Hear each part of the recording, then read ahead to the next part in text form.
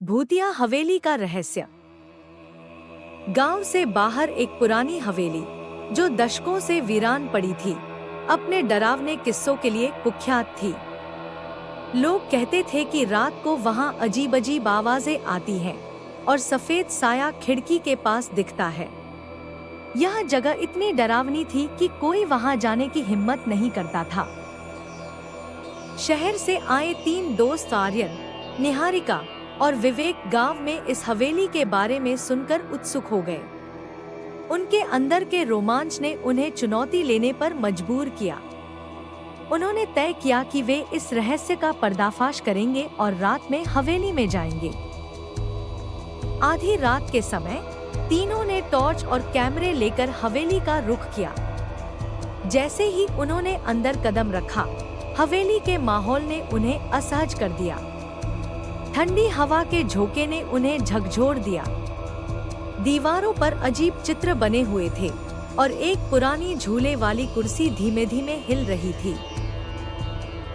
तभी एक जोर की आवाज हुई और मुख्य दरवाजा खुद ब खुद बंद हो गया।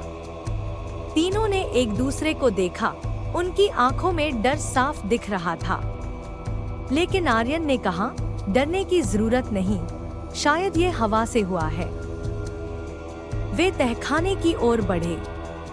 रास्ते में किसी के रोने की आवाज ने उन्हें डरा दिया।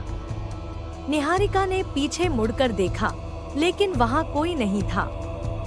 तहखाने में पहुंचकर उन्हें एक पुरानी डायरी मिली। डायरी में एक महिला के साथ हुए अन्याय की कहानी लिखी थी।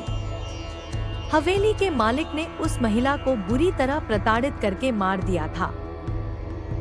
जैसे ही वे डायरी पढ़ रहे थे, एक जोरदार ठहाका पूरे तहखाने में गूंज उठा।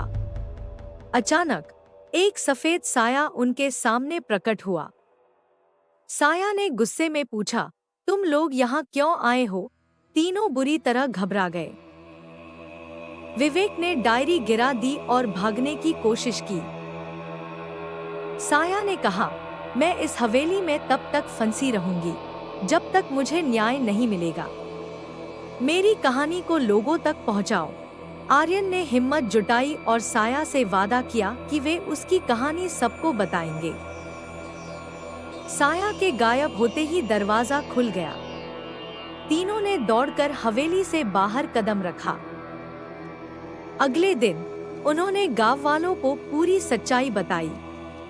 गांव वालों ने उस महिला की आत्मा की शांति के लिए पूजा करने का फैसला किया।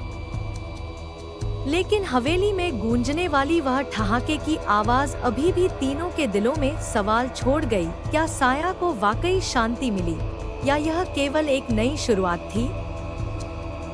अगर आप कहानी का अगला भाग जानना चाहते हैं तो बताइए। Like, subscribe and comment please करना ना भूलें।